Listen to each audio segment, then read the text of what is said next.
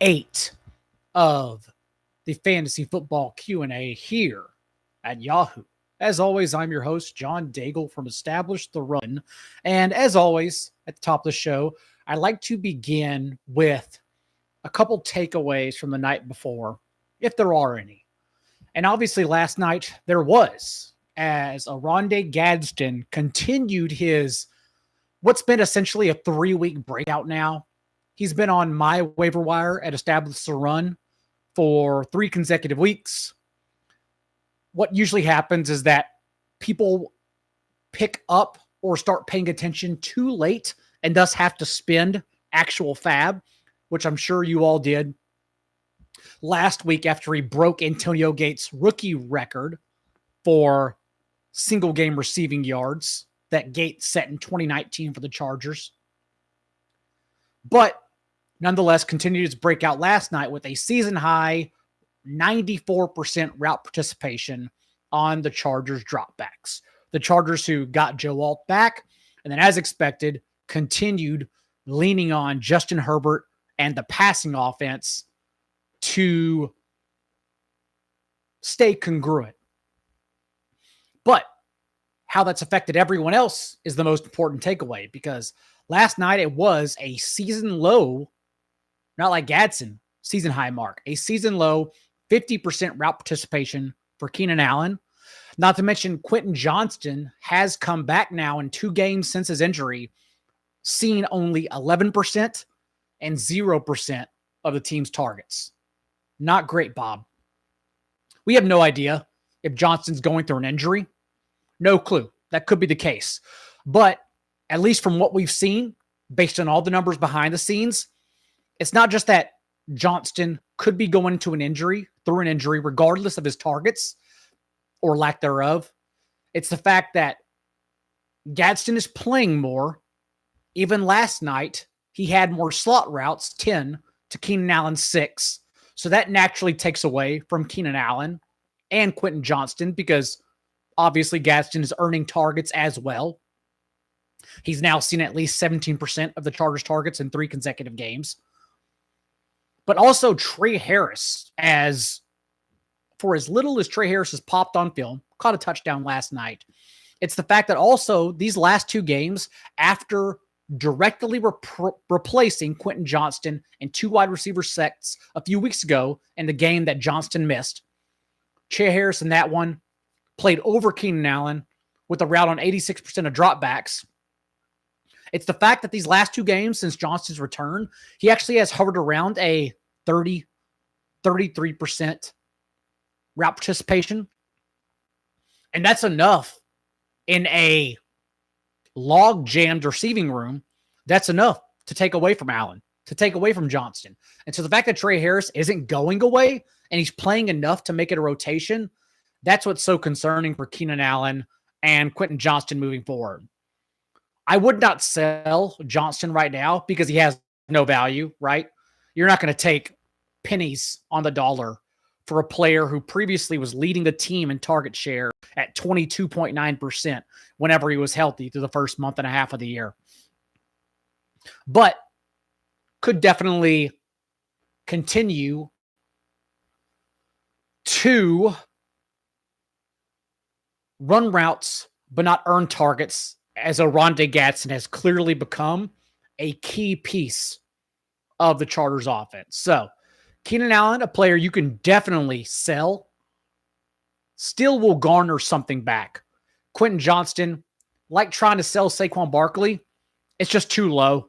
You're not going to get enough back in return from what we've seen from their ceilings in the past. Johnston, I'm obviously referring to those first 5 games. So I don't mind holding him, and we'll see how the target tree shakes out. For the obvious buy player right now, not even sure you can get him. And he's someone I mentioned in the past, but I do want to reiterate once again, you should be trying to trade for Zay Flowers. You can try to trade for Derrick Henry. I doubt his manager will give him up. But you're practically buying all the Ravens right now after Lamar Jackson practiced in full on Friday. The Bears will also be without their top 3 cornerbacks on Sunday, and we saw what Zay Flowers can do with Lamar Jackson healthy in the first month of the season. Not only did the Ravens lead the league in yards per pass attempt at 9.5 with Jackson under center, Zay Flowers in that time was 7th in yards per route run among all wide receivers and had the 7th highest target share in the league, tight ends included. So we just want to be ahead of Zay Flowers before he inevitably breaks out this upcoming game against the Bears. And then the player we should be absolutely worried about and staying away from at all costs this week is Ja'Cory Crosky-Merritt on Monday night against the Chiefs. Just logically zooming out, you're talking about a rookie running back who's a 12.5-point road dog with this backup quarterback. Like, that alone is enough to just say, all right, it's all relative. Like, you will have some start sits where Crosky-Merritt, you're going to cross your fingers for a touchdown because even that horrible projection and crossing your fingers is better than the backup option. But it's also, more importantly, on paper about what the Chiefs have been against the run this year, and that's that no one has gotten to them. They have played literally the most athletic and explosive running backs in the entire league and have shut them all down. Omarion Hampton, 15 carries for 48 yards. Saquon Barkley, 22 carries for 88 yards and a touchdown. Cam Scatterbo, 60 yards and a touchdown. Derrick Henry held him to 8 carries for 42 yards. Travis Etienne, 12 carries for 49 yards. Jahmyr Gibbs, only 17 carries for 65 yards against them. And last week, Ashton Jeanty, 6 carries for 21 yards. No one wins against the Chiefs with volume. And now we're talking about Ja'Cory Crosky-Merritt, who does not get volume and is also, again, basically a 2-touchdown road dog with a backup quarterback. Not great. So JCM, I think, is an easy player to sit this week. But of course, it's all relative based on your surrounding options. Let's get to these questions. And Sure Shim asks, Devonta Smith or Emeka Egbuka? We obviously don't know if Emeka Egbuka is going to play. Let's pretend he does. And we obviously don't know if A.J. Brown's going to play. So this is why start sits are always tough on a Friday. And since we can wait till Sunday morning, you probably should wait till Sunday morning. I will give you the best answer possible, even though it's an irresponsible one, since we're waiting out the other injuries. But if A.J. Brown's ruled out, you obviously play Devonta Smith. That's really easy. If A.J. Brown plays and Emeka Egbuka is in, then I am playing Emeka Egbuka. We've seen last week at least, no Chris Godwin this upcoming game either. No Mike Evans whenever he left. And once he was absent, Emeka Egbuka was targeted on 33% of his routes. There's just nowhere else to go. Tez Johnson is a fun flex play, but he's not a target earner like Egbuka is. Same for Sterling Shepard, who even on 7 targets didn't reach 30 receiving yards. Just a high floor PPR option you're not using most likely unless you're absolutely desperate. So it is Egbuka if A.J. Brown plays. If not, Devonta Smith over Egbuka. Ari Clipper, who's always here, asks, start 2 between Tetaroa, Darnell Mooney, Terry McLaurin, Tez Johnson, just lots of guys. So start 2 wide receivers in a flex quite easily. Tetaroa, McMillan. We are not falling for the Xavier Legette trap. As we know, the Jets are, like the Broncos, a team that are forcing targets to wide receiver 2s because Sauce Gardner, who's not playing this week against the Bengals, but with Sauce Gardner on one side, even though he's actually been below average cornerback this year, you should target him. You're not scared of him at all. Naturally, coaches are and quarterbacks are. They're giving him name-based respect. And so it's filtering targets to the wide receiver 2. Ryan Flanoy had over 100 yards, for instance, for the Cowboys. Then for the Jets last week, the Broncos, recall, don't really have a wide receiver 2 since they rotate Troy Franklin, Marvin Mims, Pat Bryant. And that made everyone forget that that's how the Broncos typically, or the Jets typically treat wide receiver 2s. Come back to last week, Xavier Legette's the one who had a career high target share. Obviously not sustainable, not going to continue. This week against the Jets would be T. Higgins, but again, more importantly, Sauce Gardner's out. So it's probably both T. Higgins and Jamar Chase, who soaked up 70% of Joe Flacco's targets last week against the Steelers. So we are not worried about Teteroa and McMillan not having a target share. That was simply we are playing the Jets. Liget's going to get the target situation. So for me, it is Teteroa, Tez Johnson, with the banged up Emeka Ibuka. Tez Johnson, who we've now seen at least have the higher ceiling, as we fully expected, than Sterling Shepard. And without Mike Evans for the rest of the year and Chris Godwin, we're not sure when he's going to return. Tez is naturally their wide receiver 2. And then against the Dolphins defense, I'm going to play Darnell Mooney. Terry McLaurin, I'm just not playing. Again, all relative. But I'm not playing in his first game back from injury since we are unclear how much he will play, how effective he'll be, if he'll even be at full strength. So I'm going to avoid Terry McLaurin at all cost. Again, all relative. And Kayshon Boutte, role hasn't changed all year. Unlike Stephon Diggs, Boutte has been top 2 among all the Patriots wide receivers in routes run every single week. It just happens that the last 3 games, the touchdowns have finally followed. But that's also not predictable. He's going to be on the field, but we're really asking, will he score a touchdown? No clue. But Darnell Mooney, we've at least seen now his last 2 full games before he got injured, led the Falcons in targets over Drake London. And then last week, led the team in receiving yards. Drake London now, a 41% target share without Mooney. And in the 3 games that Mooney has been injured or inactive, just a 24% share. Pretty alarming splits for Drake London rest of season. So yeah, for me, it's going to be Teteroa, Darnell Mooney, and Tez Johnson, because I do not start players in their first game back from injury. So I'm not paying attention to Terry McLaurin. Christy D asks, start Drake May or Bo Nix. There's no wrong answer. You have 2 good quarterbacks. You put yourself in a situation where you're naturally going to have to bench a good quarterback. And so I'll start Bo Nix in a favorable game script against the Cowboys, number 1 offense in the league, number 32 defense in the league, naturally creating points. In the Broncos defense, we've seen time and time again that better offenses trump great defenses. The Broncos defense is not one that matters. Given that they've been forced to already play in 3 different shootouts this year, I expect the Cowboys to be another offense that's going to be in a shootout against Denver. So I want to take on that game script and bet we get a ton of points. The Broncos lead the league in man coverage, for example, and Dak Prescott against man coverage this year. 2nd in EPA per drop back, 8.5 yards per attempt. 11 of his 16 touchdowns have come against man coverage. So very confident in the Cowboys offense, pushing the Broncos and naturally forcing Bo Nix into a positive game script. Drake May is probably, again, a top 5 quarterback. So you're just nitpicking, but it's a question you asked, so I'm answering. I'm nitpicking here, but both are good answers. You're not going to go wrong with either.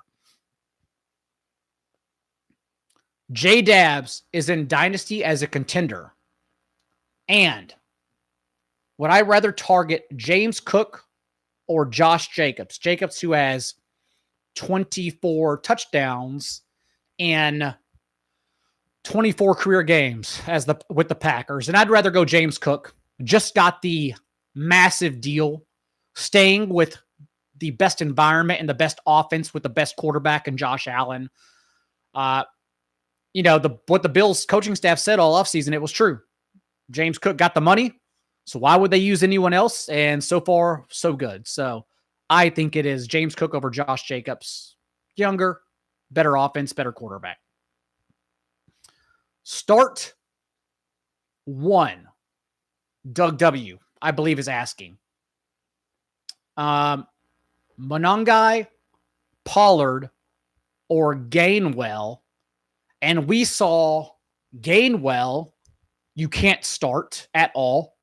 He's a terrific stash, but that perceived 3-headed timeshare from week 7 that got me to bench Jaylen Warren in a lot of places, logically so, actually went away entirely. Because on Thursday night against the Bengals, Jaylen Warren returned to his every down workload. His 80% share of backfield touches was the second highest share of the season. And he ran as many routes as Gainwell, 17 each, but Warren came away with 5 targets, Gainwell just 2. And Warren outcarried Gainwell 16-3. So Gainwell's a player that you absolutely cannot start moving forward.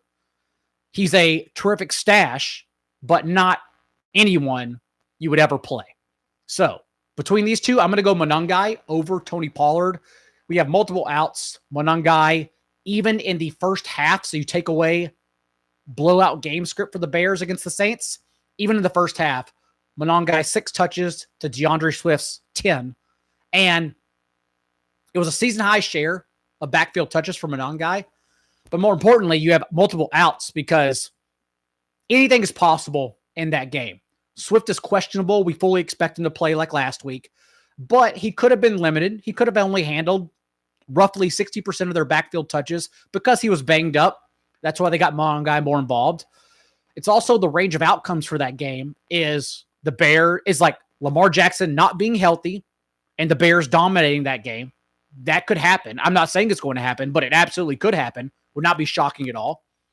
The Ravens could be at full strength, defense included, and just dominate the Bears. Again, I'm not saying it's going to happen, but absolutely could, and I wouldn't be shocked at all. And all of those leave Monangai playing in garbage time over Swift as well. So lots of different variations and outcomes from Monangai. I'd much rather take that over Tony Pollard, who, as we've seen now through 2 games, is in a timeshare with the Titans who are projected with the lowest team total of week 8 of all the NFL teams. So I'm trying to not play Pollard, to not play Spears anywhere, to not play Titans anywhere, I should really say, as the Colts just drowned them this week. Mr. Least, not Mr. Beast, asks, trade Achane and Rice? No. Because what's happening, before I read the other 4 players, Mr. Least, you need depth, but we're getting closer to the fantasy playoffs. We're not trading top-heavy winners for depth. Depth doesn't matter as we get closer to the fantasy playoffs. You're trying to win, which is naturally to put out the best starting lineup. If you want depth, go to the waiver wire. But I see a group of players to get away from when you're trading for depth. Chris Olave, who they are using differently. Chris Olave is finally getting targets 10 yards downfield as opposed to being used toward the line of scrimmage. So Olave is an exciting player to have rest of season. But Jalen Waddle is someone who's losing value as we continue to get closer to losing Mike McDaniels and Tua under center, most likely moving to Quinn Ewers from mid-November on. Jalen Waddle losing value. George Pickens behind CeeDee Lamb is exciting and still worth having, but still a wide receiver 2 who's a wide receiver 1 if Lamb were injured again, and Chase Brown coming off a career high 9.5 yards per carry. We don't want to buy Chase Brown after career high numbers, so I'm not into that deal whatsoever for Achane and Rashee Rice. Rice, who's obviously a wide receiver 1 rest of season. Flex Alec Pierce or Tyler Algier, and with Josh Downs coming back to play the slot, you obviously should flex Tyler Algier over Alec Pierce. And 3 wins for the Falcons this year. Algier has 10, 16, and 16 carries. And it goes without saying, the Dolphins have made every running back they've faced look like a Hall of Famer. So Bijan Robinson, Tyler Algier, I'm expecting both to get there with ease. Bronze asks, need 3 between Swift, Krosky Merritt, Ramondre against Cleveland, Rico Dowdle in a timeshare. So just lots of, okay. And tight ends. Tight ends we don't care about. So need 3. So that to me is going to be for the touches, Swift, Ramondre Stevenson, and Rico Dowdle. Swift, again, range of outcomes, but still being used heavily in the passing game since the Bears have returned from their bye. Not anyone I'm trying to get away from at all. Ramondre Stevenson is going to get every touch in a miserable matchup against Cleveland's front 7, but as the team has not used Trayvon Henderson inside the 5-yard line at all since Antonio Gibson suffered a season-ending knee injury, I'm going to continue leaning on Ramondre Stevenson and just cross my fingers he scores a touchdown since he's going to handle every touch over Travion Henderson. And Rico Dowdle, who will once again be in a timeshare, but the Bills are one of the worst rushing defenses in the entire league, still allowing explosive plays. And as we saw, Rico Dowdle, the more effective runner as expected over Chuba Hubbard, who could continue to earn more touches over Hubbard as long as he stays the better player. Also, Dowdle could get targets if the Bills begin to blow them out. Dowdle could just be the hot hand if they compete with the Bills. Lots of outcomes here. I don't think the Panthers defense is good. I think they've merely benefited from an easy schedule the past few weeks, and I expect the Bills to score points. But Rico Dowdle is still going to be super explosive. So I will happily take Swift, Ramondre, and Dowdle in that situation. Dave Flynn needs help. Super flex, full PPR. Gives his whole lineup. Long question. Lots of names here. Dave, I see your bench. And I would play. I don't think I'd change anything. Would I play Waddle or DK Metcalf? I guess is the only question. Looking at my rankings. Yeah, I'd play Waddle over DK Metcalf because no Darren Waller. So the targets have no choice but to go to only two players, Devon Achane and Jalen Waddle. That's the only change I would make with this lineup. Actually what I think I'd do, would I flex? Would I bench Kamara? Oh, no, I guess with Kendre Miller out. No, okay, stick to what I said. Bench DK Metcalf for Jalen Waddle. Trade Odunze, Elijah asked, and Pollard for Lamb. Yes. I like buying Odunze low, but Odunze is obviously not CeeDee Lamb on his best day as the Bears continue to try and hide Caleb Williams and win that way. Their neutral pass rate, for example, has dropped all the way to 26th post-bye in only two games, when it was 12th before the bye, as they continue leaning on two running backs and just playing defense and creating turnovers. I'm also not convinced they have a good defense. I think they merely ran into an injured Commanders team and Spencer Rattler at home. That's it. But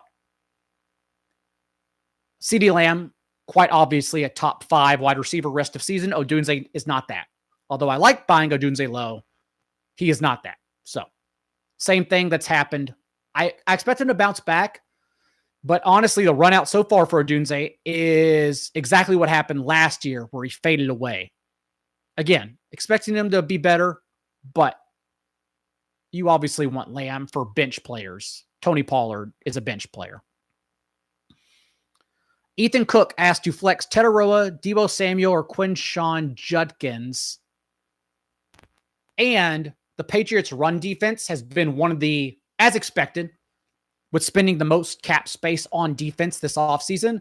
They've been one of, if not the best run defense in the entire league. So I think it's pretty easy where you don't have to play Quinshon Judkins. You don't. I'm going to take the game script against Tetaroa and go that direction instead.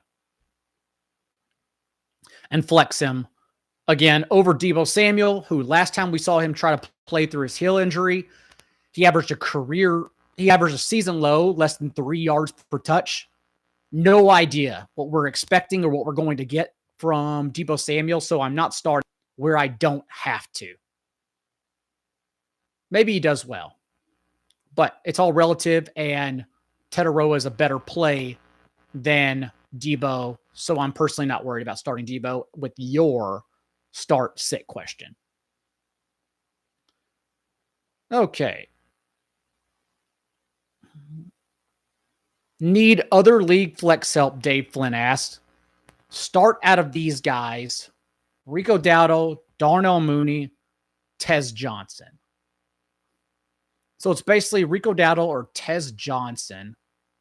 If Emeka Egbuka's ruled out, it would be Tez Johnson.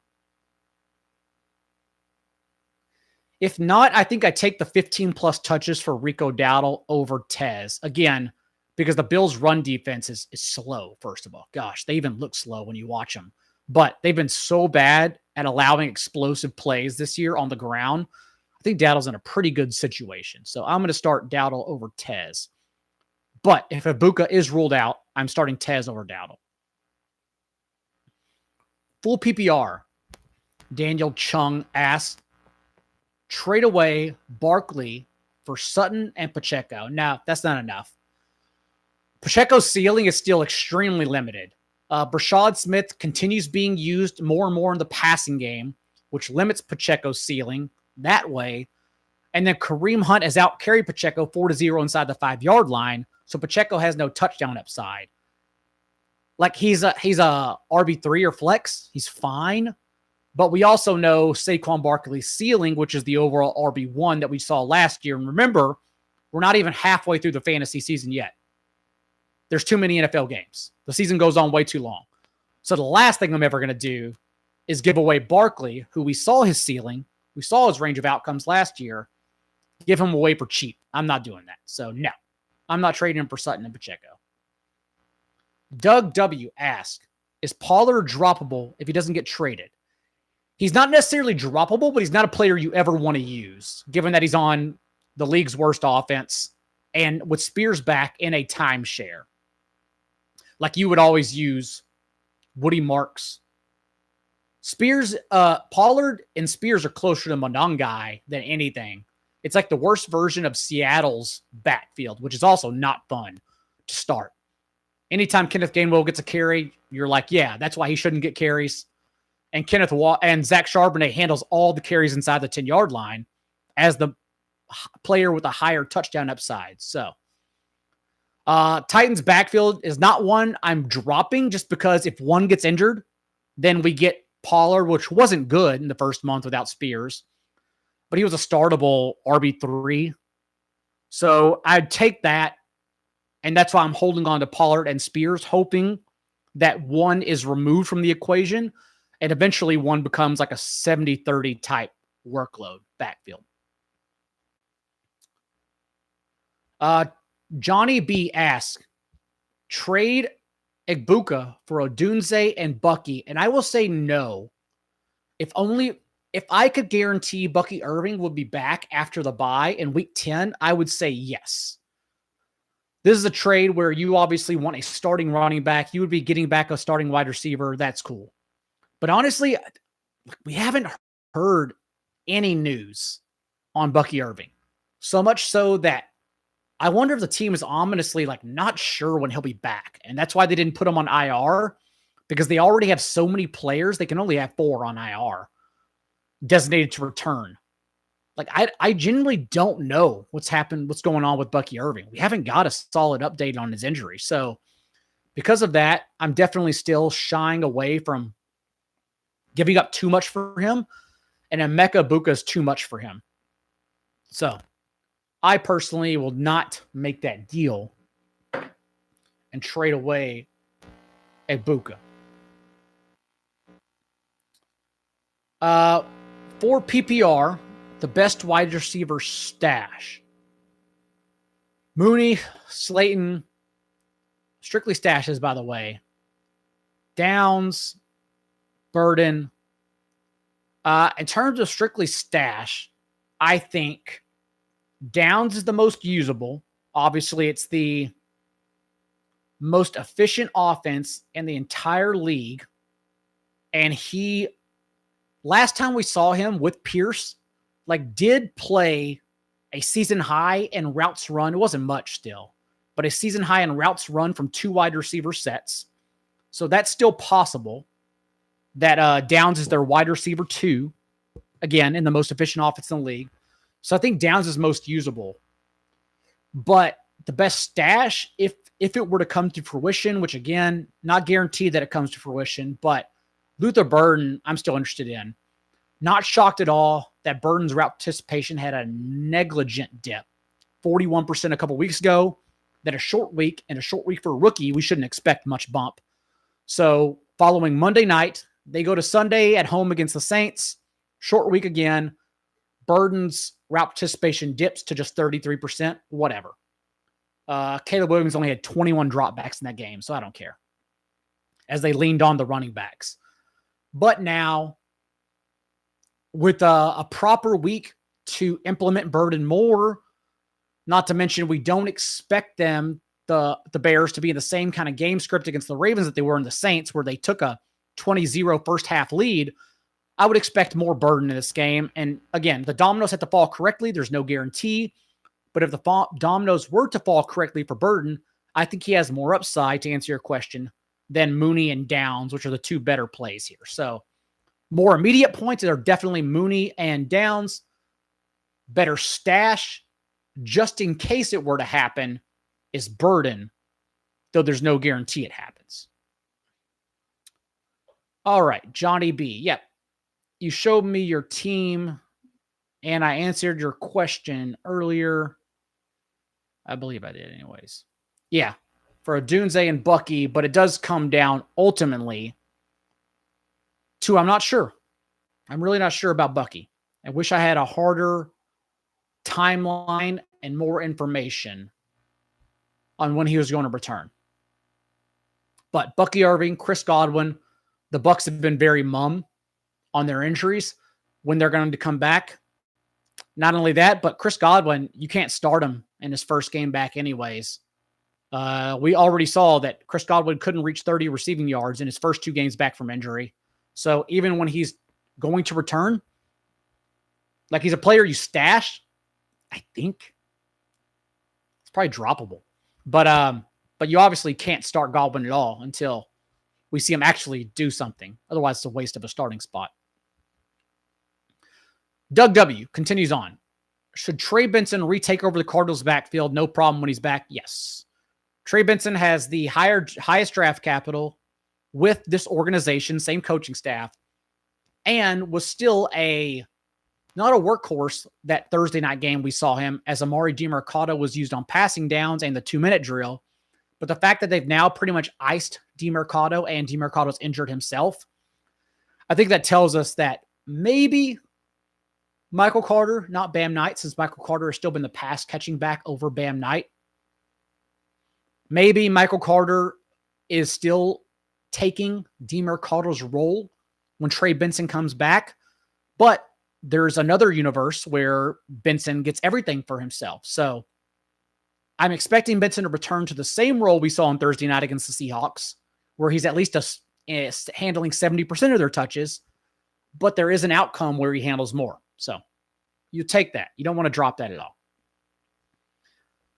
James Hernandez, Fannin Jr. or Otten this week, and I'll keep going back to Otten without Mike Evans and Chris Godwin. Fannin, I would start him if David Njoku were ruled out. But assuming Njoku, who was only limited on Friday, and Jerry Jeudy both play, we're back to the same target tree, expansive one, that Harold Fannin could not get there with. And that's because there's too many bad mouths to feed around Harold Fannin, and the ball's too spread out from Dylan Gabriel. So I will start Cade Otton, assuming Njoku and Jerry Jeudy are ruled out. If Njoku's play, if Njoku's ruled out, then you obviously start Harold Fannin. Albert asks, Sterling Shepard or Alec Pierce this week? Neither. But since it's relative, Alec Pierce, if only because the Colts have the highest team total of the week. We're trying to soak up all these 32, 34 points against the Titans.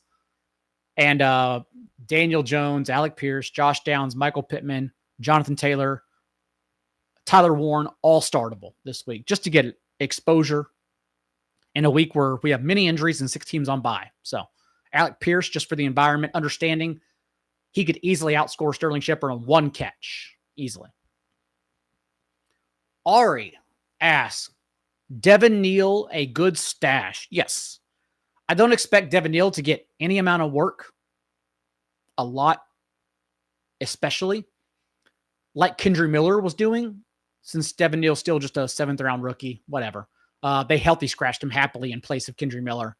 But as the Saints continue to trend badly, and Alvin Kamara continues averaging career lows in yards per carry and yards per catch. I think we will eventually, not this week or not anytime soon, not the next couple of weeks. I think we will eventually see more Devin Neal as the season progresses. So is he a good stash? Yeah, he's not like the best stash, but he's a fine stash with contingency upside since they have no other running back behind Kamara and Devin Neal. Albert. Mooney. So basically the question is the flex. Mooney, Mims, Shepard, or Pierce. And if that's the case, I think Mooney's the safest, but Mims has the highest ceiling. Mims was involved more last week because we got 50 dropbacks from Bo Nix since they were trailing about 30 points with 6 minutes remaining in the fourth quarter. I don't think we're going to get 50 dropbacks again. And it also takes some squinting from Mims because, like, last week the Cowboys finally changed their coverage. All year long, Matt Eberflus was made fun of and poked at because they'd basically run every snap from zone, and they've been nothing but destroyed. Last week, they played a season high and a league high for week 7, 50% of their snaps from man coverage, and they did well against the Commanders for it. And so, logically, Eberflus obviously knows more about football than me. But, like, also, like, he's such a bad play caller that I think he's going to take the lowest hanging fruit, and that is man coverage worked in week 7, so let's just naturally go back to that and do that again. And if that is the case, Marvin Mims against man coverage this year has been targeted on 30% of his routes, and he's one of only 6 receivers averaging 4 yards per route run against man coverage. So, Mims, again, it takes some squinting, and it takes so much squinting that I'm just going to play Darnell Mooney and be safer. But there are outs in like DFS and props where Mims is going to be a really good play. Wise You Hang, which may be, is this the one that won the Millie Maker that won $1 million from ETR's rankings, DFS rankings? Whatever the case, Alvin Kamara or Rico Dowdle. And I have Alvin Kamara ranked higher, if only because we expect him this week to handle all the touches. Do not expect, again, a day 3 rookie to be involved in a short week they lost. Not a short week, but a week they lost Kendry Miller. So I would still take the touches for Kamara. Ethan Cook, drop Golden or Pearsall for BTJ. I wish I had any idea about when Pearsall was coming back. I think right now you'd have to drop Pearsall, if only because Dontavian Wicks is out Sunday night. Christian Watson could return, even though we know Christian Watson's not going to play much. He never does in his first game back from injury. And Matthew Golden, it's been the same thing that happened in college where he can't earn targets. He was drafted in the first round all because he ran a fast 40. He didn't earn 17% of his team's targets in any season in college, 3 campaigns. He hasn't reached a 20% target share in any game this year. It's kind of the same thing we saw. But, you know, I'm hoping that no Dontavian Wicks, Christian Watson ailing, no Jaden Reed, that maybe this is finally the game Sunday night, maybe, that Matthew Golden finally earns targets. But given that we're not going to miss anything from Pearsall, like, think about it. If you drop Golden and Golden has 100 yards and a touchdown, unlikely, but if he does, you're going to regret dropping him. Whereas Pearsall, we're not going to miss anything because he's already been ruled out and isn't practicing 3 weeks to a month. So you just drop Pearsall for Brian Thomas Jr., who should not be available on waivers. It's crazy that he's dropped. Ridiculous. WFN Warehouse. Bacon, lettuce, jalapeno. I'm not going to answer that with the actual 3-part question on Yahoo Airwaves. But bacon is amazing. I think bacon is the one reason I could never go vegetarian. And like I've done ultra marathons. Well, fake ultra marathons, 31 miles, 50K. I don't like to consider that an ultra marathon because there are people like training harder for 50 milers and 100 milers. Actually, the Backyard Ultras. I don't know if anyone else is into ultra marathons or running, but the Backyard Ultras just wrapped up. And Phil Gore out of Australia, Perth, I believe, Australia. If you can imagine this. So the Backyard Ultra, by the way, the championship, it's a 4.1 mile loop on the hour, every hour. And the only rule is you have to be at the corral when the bell rings on the hour, and you can't go back to your tent for any reason at all until your loop is done. And then you have to report back on the hour at the bell, and it's literally the last man standing wins. Like, that's it. That's the rules. There is no end to the race, okay? 4 miles every hour on the hour. Someone was disqualified years ago, for example, because they left the loop to get their ankle monitor when they first started. They were disqualified because you can't leave the trail when the bell rings until your 4.1 miles are done. And then you can use whatever minutes are remaining until the next hour to nap, eat, tape yourself up, whatever. The point is, Phil Gore, as I talk about, I've run 31 miles twice in my life. I've run 250Ks. Phil Gore ran 115 laps.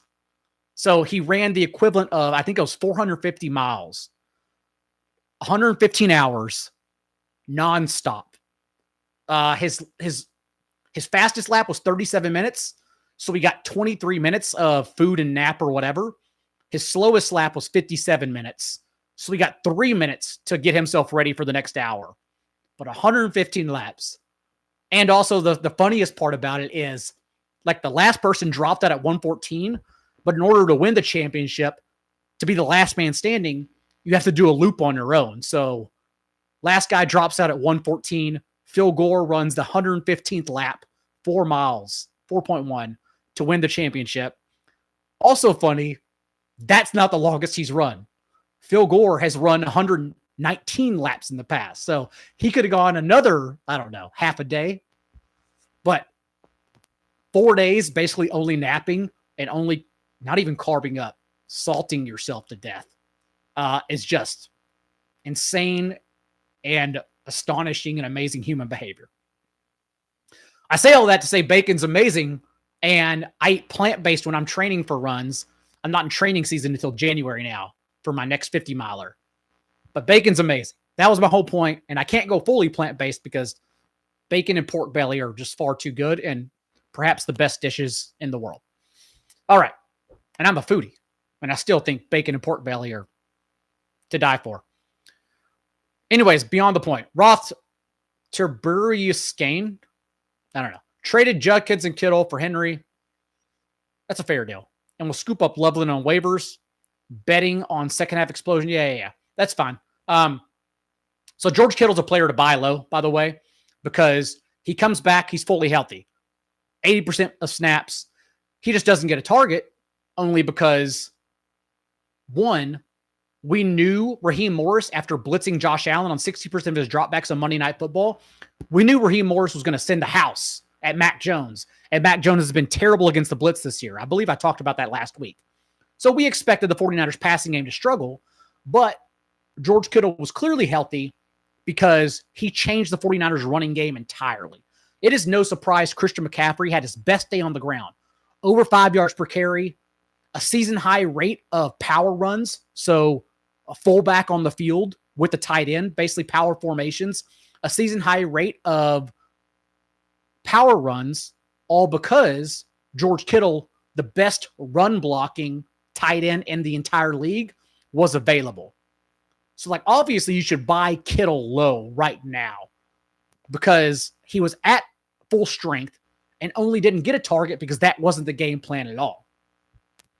But he's going to be George Kittle moving forward. So you should definitely try to buy Kittle low if anyone didn't even realize that, like, he still impacted the game in the most positive way possible beyond fantasy. He was great. All right. A.J. Brown is officially ruled out. Okay, cool. So Devonta Smith's an easy player to start. Troy Franklin and Leggett. Should I drop one for Jennings or stick with what I have? So you're not starting Troy Franklin or Leggett over Juwan Jennings. So you just play Juwan Jennings, if that's what you're asking. Yeah, you just play Juwan Jennings. Albert asks, no, we just talked about Kittle. Ari, Rare steak or well done? Oh, come on. It's well done. Oh, I'm sorry. No. That's offensive. I didn't mean to say that, Ari. I meant to say rare for sure. I always say mid-rare, but if the steak comes leaning closer to rare, and when I cook it at home, I cook it closer to rare for sure. Not only do you get more proteins from the red meat, but it's just better, juicier. I used to eat well done because that's how my Southern parents ate it until I had seen the light, and now I'm offended by well done. And when you go to France, not that France is a great place to go. Paris sucks, actually. Go to everywhere else in France around Paris, which is tourist-trapped central. But when you go to France, like they don't even, you could tell them medium well even. Zero chance, though. They give it to you. They're going to give you rare every time, and it's delicious because they know how to cook steak. Raven Terp. How are my fantasy teams doing? Yeah, so my fantasy teams are doing good. I have a lot of 4-3 and 3-4. I have a couple 6-1s, but I'd say a majority of my teams are in the middle of the pack, which I'm totally fine with, because the way I drafted and stress drafting before the season was, I'm going to go tight end premium in not Brock Bowers. I'm only going to draft Trey McBride and George Kittle. I'm not going to draft Saquon Barkley. I'm instead always going to draft Bijan Robinson and Christian McCaffrey over Saquon Barkley. I'm losing in the third round because most of the time, I always took Amari and Hampton over Jonathan Taylor. That was my biggest miss by far. But I'm a middling team because I have so much George Kittle and CeeDee Lamb and 49ers. And obviously outside of Christian McCaffrey, the rest, Brock Purdy, who you could pick up Mac Jones, and he's been awesome outside of last week. But I have so much Brock Purdy, Juwan Jennings, Ricky Pearsall, George Kittle, and CeeDee Lamb, like everywhere, that I've really just been getting by on waiver, and that's fine. Like waivers have been fine. But I have a lot of middling teams that just got back. CeeDee Lamb, AJ Brown, Devonta Smith, I have everywhere. They've been inconsistent. So I feel really good though. But I feel good because the way I drafted and stress drafting was, you want Kittle or McBride, whatever, right? Not Brock Bowers, since Brock Bowers had to outscore Kittle and McBride by a wide margin to get the return on your investment. And only Travis Kelce over the last decade has separated by 2+ points per game. No tight end one separates. Makes the margin of, Brock Bowers in the first round compared to Trey McBride in the third or whatever. That margin is not worth drafting Brock Bowers because only Travis Kelce has done it. Moot point. I think the process is right, but moot point now since Brock Bowers is injured. I'm not going to victory lap an injury. Who cares about that? My point is that I drafted with elite tight end, and then I never drafted any of the middling running backs. I got out after James Cook. So it was Jonathan Taylor, Amari Hampton, Breece Hall, and James Cook. And I stopped drafting running back after that. No Chuba Hubbard, no Kenneth Walker, no Aaron Jones, little Kyron Williams, which is hit or miss right now, but I basically just got rid of all those middling veterans, James Conner included, Dave Montgomery, who's been fine. But I said it is not worth drafting running backs in this range. I'm only going to take wide receivers. And that, of course, that range is where Tetaroa, JSN, Devonta Smith, Juwan Jennings, when he played a couple games, Zay Flowers, the list goes on. Like the wide receivers were just so much better than the running backs in that range, and that's the way I drafted. And then I always said, quote, I'll come back in at Jalen Ward and Jordan Mason, who have delivered, usable week so far. So far, so very good on how I drafted. My best quote all offseason, again, and I can say this because I just told you I whiffed entirely on Jonathan Taylor. Just whiffed. My best quote all offseason, though, was that if you don't get McBride or Kittle, you skip over everyone else because no tight end matters. You skip over everyone else and you wait for, quote, Tucker Kraft, Dallas Goedert, or Jake Ferguson. Those are the three I was waiting till the end of drafts for, and understanding that David Njoku, TJ Hawkinson, all those guys, Travis Kelce, Mark Andrews, they just don't matter. You would never go out of your way from the fourth round on to draft one of them, given the opportunity and environments that Kraft, Ferguson, and Goddard were in. So my teams are all middling, but they're middling because they were dealing with injuries, and I'm really happy with them for the stretch run. I'm now trying to position myself with some buy lows. Again, I have Kittle coming back in a lot of places, but I talked about Zay Flowers as a buy low. I think Bashal Tutin and Travion Henderson, who no one wants. I think those two players are two of the best running backs to stash right now. Again, Travion Henderson is probably an L on the entire year. But right now, I promise you, if you just offer like 15 fab to the manager for Travion Henderson, they'll give him to you. Because everyone would rather have Monungai, for example, than Henderson, who, like, we know zooming out the player that Henderson is. And it's not the player you're seeing, again, through week 7. We're not even halfway through the year. And so to chalk it up and say, Travion Henderson is this player you've seen play 7 games of professional football, that's wrong in my opinion. And best of all, when you talk about a player who averaged 7 yards per touch ahead of Quinshon Judkins last year as one of the best running backs in the entire nation, best of all, it takes pennies to acquire him right now. So you take that L. Like, worst case scenario is you pay pennies and Travion Henderson does nothing. Best case scenario is he wins your league. And those are the kind of bets you should always make in season-long football. Who cares if Travion Henderson's bad when it costs you nothing to get him if he's good? That's the way you should be viewing these scenarios.